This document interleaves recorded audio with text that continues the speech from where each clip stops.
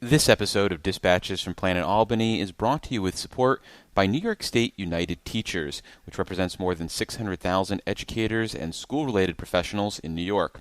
Dispatches is also supported by the public affairs firm O'Donnell & Associates. For more information, check out o'donnellsolutions.com. That's why I'm not going to keep you here long. I promise I'm not going to try and outdo you, Mr. Minority Leader. We're going to let you have the longest oration this evening. You win.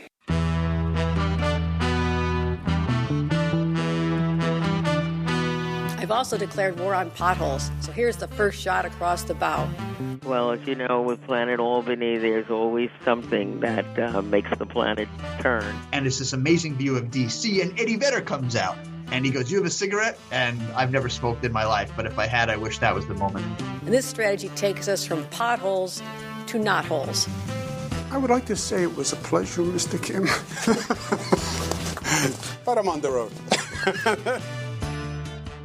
I'm David Lombardo, and you're listening to Dispatches from Planet Albany, a WCNY podcast about politics and power in New York State government.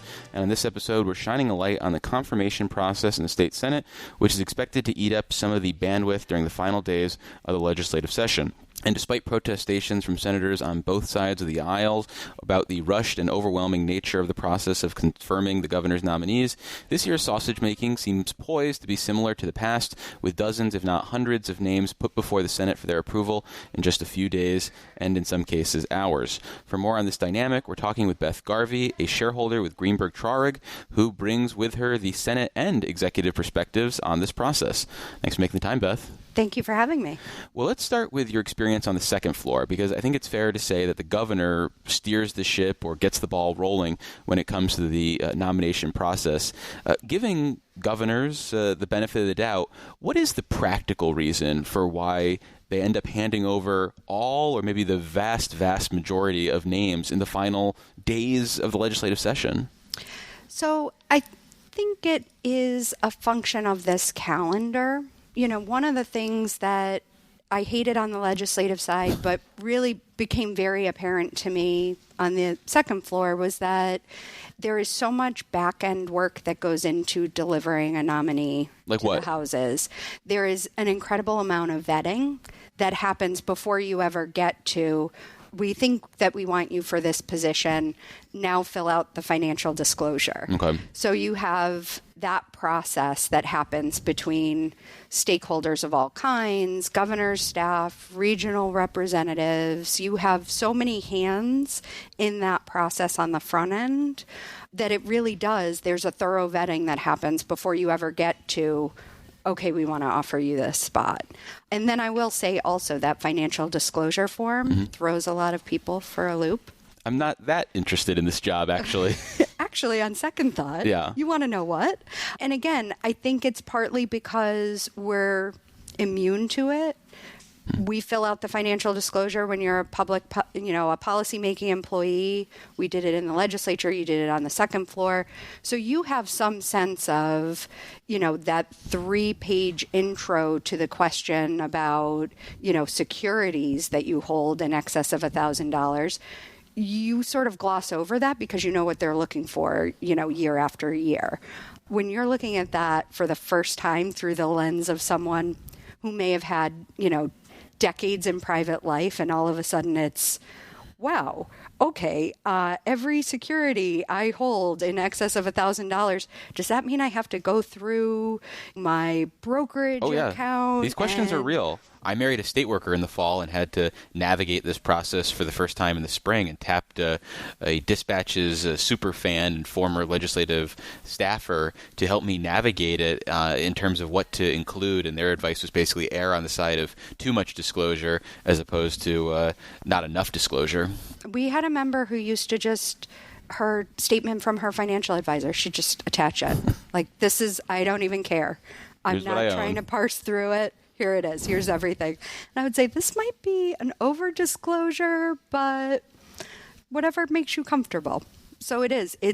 That part is complicated, and that takes people some time. So even if you start, in November, right, and you're planning for the coming session, that clock just gets eaten up with, we wanted to meet with this person. This meeting got rescheduled to next week. Suddenly you're mid-January. Then you're in the throes of the budget. Then they're doing their financial disclosure. Sure. And then you're finally getting to that point where you say, okay, who are the nominees that we need to get through so that we can, A, send them up to the Senate, and then B, it's a whole process of socializing those appointees with the members, with the chairs, with the members of the Finance Committee. It becomes a pretty significant lift to actually manage that process start to finish. Is there a lot of interaction between the state senators and the nominees prior to them getting their moment in the sun, whether it is that committee hearing or that floor vote? Because we think about the national level, there's such a big deal about, the president sends their nominee to meet with the chair, they take pictures together, but we don't necessarily get that same impression here at the state level. Yeah, I would say when I was with the state Senate, it was a pretty significant route that they would have to take where they would, we would get the name, and sometimes we'd get a name but not formally, right? So if you got to this place where you thought, okay, we're going to run out of time, you might say, here's someone we want to send up. For planning purposes. We're not quite ready to send them up, but would you start doing some of those meetings? And sometimes we'd say yes, and sometimes we'd say, no, if you want our members to meet with them, you're going to send them up formally so that we can see all the background and do all of that work in parallel. It all depended on how you were interacting, that week or month. But they would typically, you'd have chairs that would have subject matter jurisdiction over a nominee. That's true even if that nominee is only going to go to the Finance Committee for expediency purposes. You'd still want to make sure they met with the chair. And sometimes it's multiple chairs, right? Like you think about MTA, right? That's corporations and authorities. That's going to be finance. It's also going to be transportation. That may also be cities.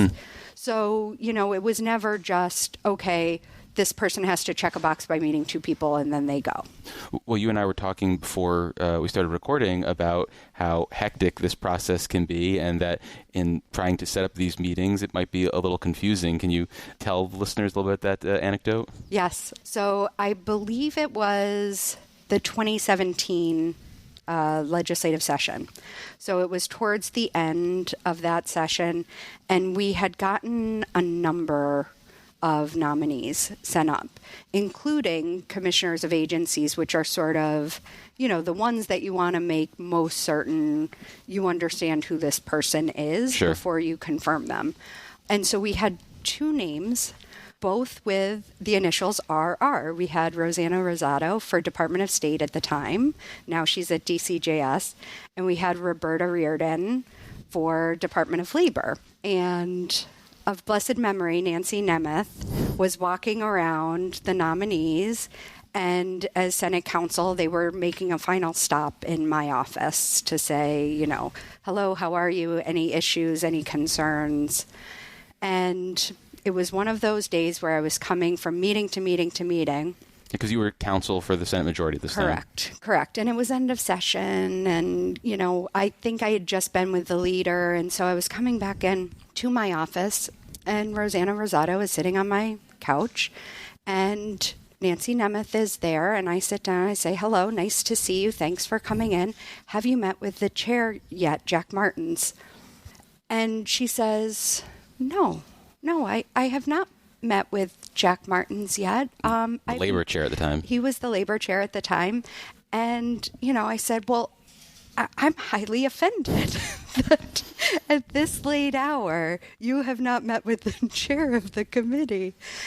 And at this point, Nancy sort of puts her hand forward. Just, Ms. Rosado is going to be Commissioner of Department of State.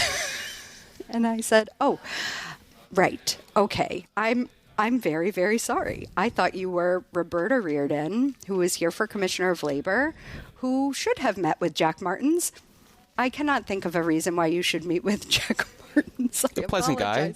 I could have good anecdotes about his times in Portugal. Well, it could have been actually a great relationship. But no, in hindsight, it was just I had been tripped up by the two R names. Sure. I had no idea what either looked like, but it's just you're going from meeting to meeting and trying to keep track of, okay, where is this person in the process? Have they met with the chair? And I was just ticking through my list. But it's one of my favorite memories of Nancy that she just so calmly had to reorient that conversation. Dear. When, you might have wanted to just sort of like sink through the couch into the floor, but she just carried on. Nope, I've got my list. We've done everything we need to do. But I think that experience underscores how this process kind of puts the Senate on its back foot, so to speak, because they've got so much that they're trying to juggle at one time. And I'm curious, do you think that is also by design then for the second floor? They say, hey, we know that we've got an advantage here, and there's no incentive for us to change this because we can take advantage of the process that way. Yeah, I will say usually there's something that you are still wanting from the executive, even if you're in that post-budget period of time. It might be certain nominees that you are waiting for and anticipating that you support. It might be other unrelated things, but sometimes it becomes a question of, I need these confirmations done. I need them done in 3 weeks. I appreciate the strain that this is going to place on you, but them's the breaks, sure. Right? This is the time. You want this. I want that. Now we have a package. And I will say it puts particularly chairs in a position to have to do, a lot of homework in a short amount of time when they're also focused on moving their end of session priorities too. So horse trading, though, what did you experience either on the Senate side or in the second floor? Was there horse trading about names or horse trading about bills? Because right now I think about something like the State Commission on Correction, where they have multiple vacancies, including these new seats. And I imagine there are some Senate Democrats who pushed that bill through and were like, we want these seats to be filled, and we're supposed to be filled earlier this month. And maybe if I'm the governor in this case, I say, yeah, I'd love to fill those seats. Why don't you handle these 100 other ones first, and then I'll send you those names? I mean, does that kind of stuff happen? Maybe not in so many words. Well, yeah. Definitely not in writing. But I do think it's sometimes, the legislature has a really important role here in terms of oversight in that confirmation process. And again, sometimes you get to this point where you say, this is the most important thing, and we're not doing any other confirmations until we get this. There have been, at different times, depending on what the sort of crisis of the moment is, right? At different times, it's been the MTA. Sure. And who the executive director of the MTA is has been a point of grave contention.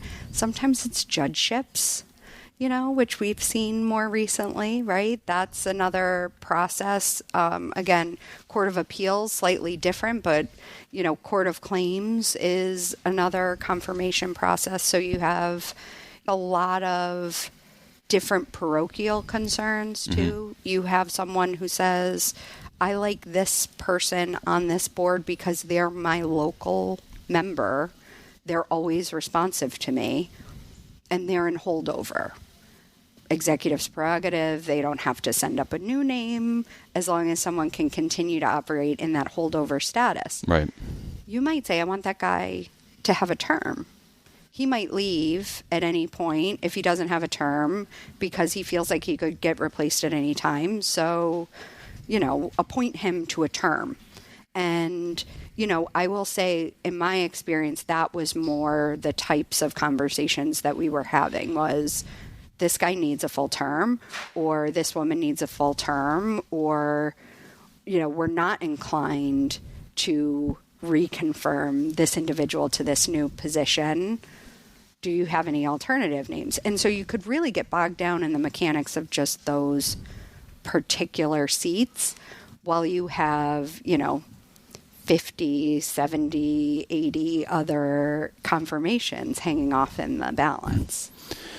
Do you feel like this process has become more partisan? Because, again, making the comparison to the national level, I began covering state government and expected the Senate majority to tell the Democratic governor, go scratch on some of these things. And that just wasn't the experience. And putting aside the Hector LaSalle experience, which is kind of a one-of-one example, and I don't know necessarily how applicable in other situations, do you feel like it's become more partisan or politicized? Do you feel like the Senate has looked to demonstrate or flex its muscle in this area more than in the past?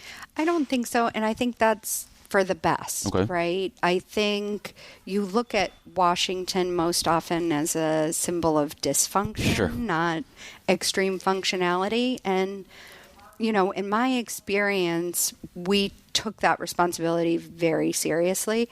What are the qualifications for the role? Is this person someone who possesses those qualifications? Is this person someone who is going to be responsive to the governor, but also understand the role that we, the Senate, have to play? Those were sort of the check boxes that you would have. It was understanding the Democratic governor was going to send you Democrats was part of that game for us when we were in the majority.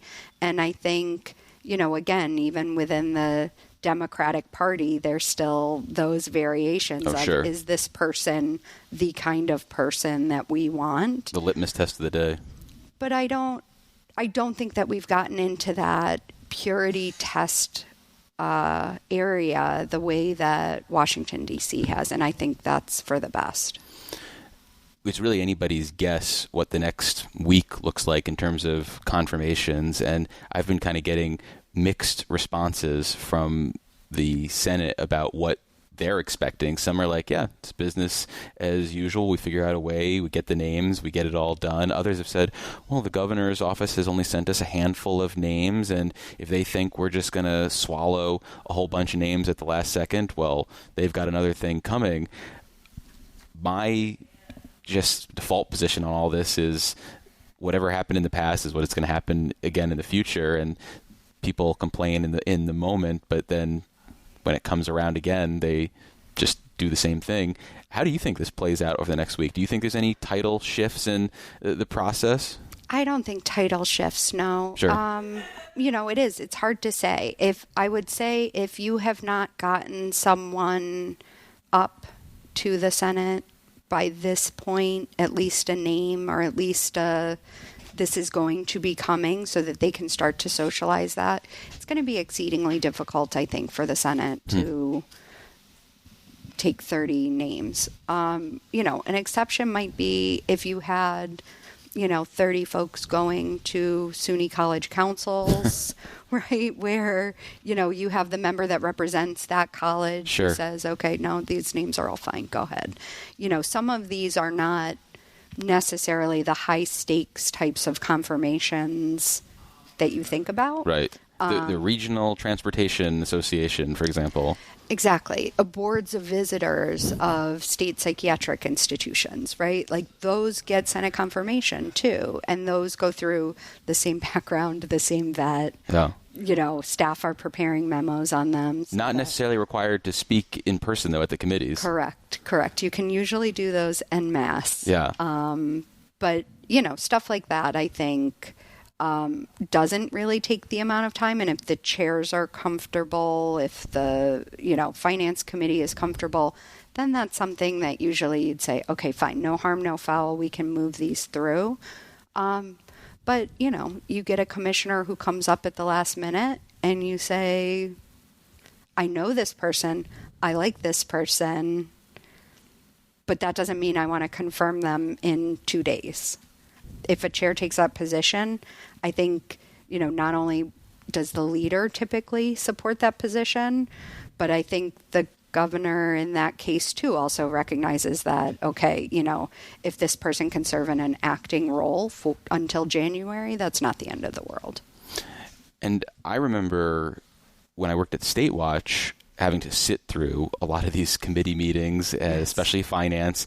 And I think it was Megna one time who did like a remote conference in from what looked like a very cozy den that was thrown together. I mean, do you have memories of trying to get this together on the fly and figuring out, okay, how do we get this person either in person or to connect remotely and make the schedules work? Because there is that scheduling side of things that's so fluid. I do remember an issue when Joe Lhota came. Maybe it was Joe Lhota. That's what I'm thinking of. That was a huge lift to have him appear remotely. Okay, that's probably what I'm thinking of then. And it was an 11th hour. Late at night. Maybe that was the den. I don't remember the visual, unless it's like a manufactured memory. I don't actually recall, but I do remember a lot of chaos over who was the person that was going to be nominated. Mm-hmm. You know, it was an 11th hour decision about who actually, in fact, was nominated, given that it was Joe, who a number of members of our conference had great relationships with and a long history with. There was a comfort level that, you know, we don't need to see him in person. We know him. He knows us. We can always communicate. So in this case, we can do it remotely. How much info do the senators typically have for these confirmations? Is there a standard dossier or packet that is put together for them to review? And does it vary if you are on the, I don't know, Regional Transportation Association or going to be running the MTA? Yeah, absolutely. And, you know, there will be files that the second floor prepares with background, you know, a CV, the financial disclosure, all of that information that for the Senate staff, you'll come down and look. You usually can't take any of it, right? So you're scribbling notes, you're writing stuff down, and then you're doing your own research on the individual press clips and different things, and you're preparing that summary document that really goes with that nomination through the process for your members. Do you remember having to poll anyone when you were on the second floor or when you were in the Senate being like, no, this name's not going to work and you're going to have to actually send over somebody else? I can't recall anyone specifically. I just remember that there were a lot of brainstorming sessions. So a lot of my memory about that was who would be a good person for X spot, right? And so you'd have these sort of just brain dumps, really. I won't even call it a brainstorm, but a brain dump where you're just, you know, here's 10 names that I can think of that are, you know, fit the regional experience, other requirements, and, you know, maybe someone known to members and or the governor where that's feasible that they could make it through. And, you know, those sessions, it would be absolutely not, you know, to 8 out of my 10 names, you know, always like, no, absolutely not. But, you know, once you get through that internal sort of pressure test, I felt like we actually generally in the Cuomo administration had a pretty good handle of who was going to pass muster or not. Well, it was pretty wild. In the last couple of years, there was one guy who was appearing via a video conference and was clearly someone who had been tapped within 24 hours and had no idea about like the vetting process, what the job was going to require. And I actually think there were some issues with him once he got into that official capacity. But I don't think you had to deal with anything like that. There were no times you're just like, just throw this guy in there. They'll be able to handle it. No, just put Bob Megna up. He'll be fine. He's already been approved. I love Bob Megna. You can always count on Bob Megna. Sure. I would second that, you know, vote of confidence. I think there's no job in government he could not do. But no, I think it's really sad when someone's first interaction with public service is wanting to serve on a board and then that process goes poorly for them. I do think we want to encourage the most experienced, the most qualified individuals to take on these kinds of roles. And I think I always want to see the process be accommodating of that, because those perspectives, I think, really do increase our stature not only nationally but internationally. When you have, leading experts in their field who are willing to come in and participate in public life and public service, you don't want to then have them dragged through the mud over, did you vote in the last election and who did you vote for kind of stuff. Like, that is going to tell any reasonable person, hey, for this role, I think that's unwarranted. Do you think we have too many roles that require Senate confirmation? I don't. No?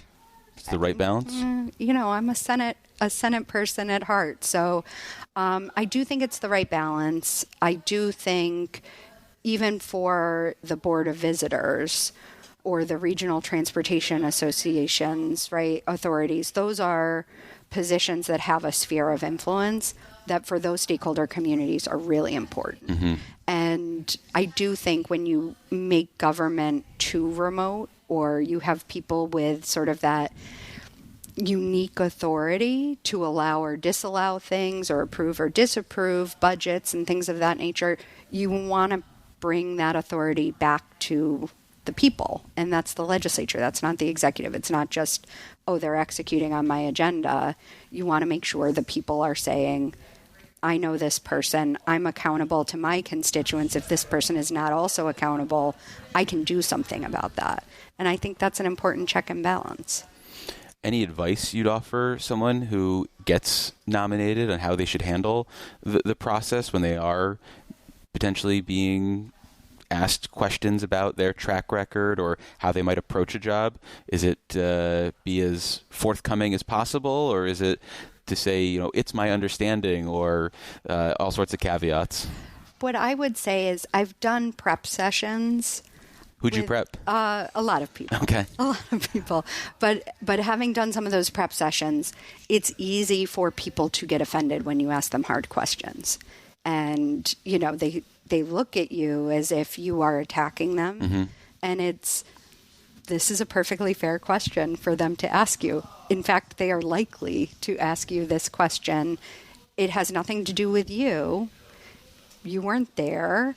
Other people were there, but this is a problem for them. You have to be able to take that and respond to it calmly and, using the information that you have at your disposal right now, right? You're not at the agency.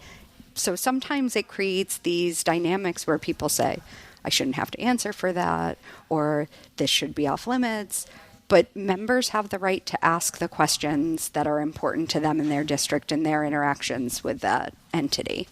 I'm going to have you prep future Capitol Press Room guests in the future. I'm going to have you stand outside my office and just give people a quick rundown. Dave can ask you this question. This is a fair question. Here are some platitudes that you might offer in response to that question. Fair enough. Fair enough. Well, we've been speaking with Beth Garvey. She is a shareholder with Greenberg Traurig. Beth, thank you so much for making the time. Really appreciate it. Thank you.